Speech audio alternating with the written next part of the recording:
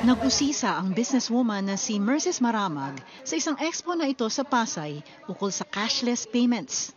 Personal na cellphone number niya kasi ang gamit sa negosyo at gusto niya lumipat na sa QR code gamit ang isang e-wallet. Ang daming chances na ang daming tumatawag sa number ko.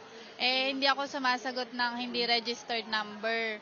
So yun, yung nakita ko yung GCash kanina, nag-inquire ako kung paano gumamit ng QR. Pag QR kasi, mas safe siya. Wala nang personal information. Pero sa bawat kita niya na 8,000 pesos, may bawas, lalo na pag nag-cash out sa mga tindahan. Pag 8,000 pataas, may bawas na 2%. Naglalaro sa 5 piso hanggang 25 pesos ang fund transfer fees ng mga bangko at e-wallets kahit pa sa maliliit na transaksyon.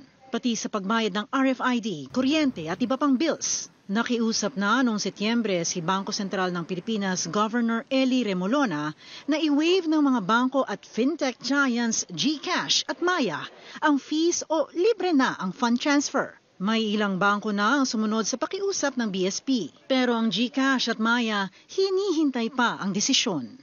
They're still studying the impact of waiving the fees for micropayments on their balance sheets. Let's give them time to look into that, and hopefully they come around and respond positively to the call of the governor. Sa panig naman ng GCash at Maya, pinag-aaralan pa daw nila ang epekto nito sa kanilang kita, lalo pat may operating cost na kaakibat kapalit ng convenience na ibinibigay sa consumer pag digital payment. Ongoing pa yung discussion, but unfortunately, I don't also have the timeline on when we can provide more concrete answers when it regards to the fees being considered as we speak. Move to make it free of charge for small purchases. We are studying that. May mga numbers na kaming ginawa. So we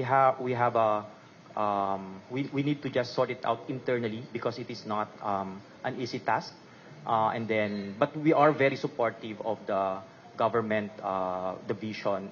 Ayon sa BSP, 4 sa bawat 10 retail transaksyon ay digital na o 42%.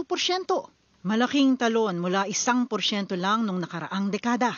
Target ng BSP na maging 50% yan sa pagtatapos ng taon at 70% sa 2028.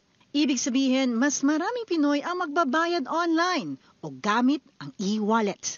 Lois Calderon, CNN Philippines.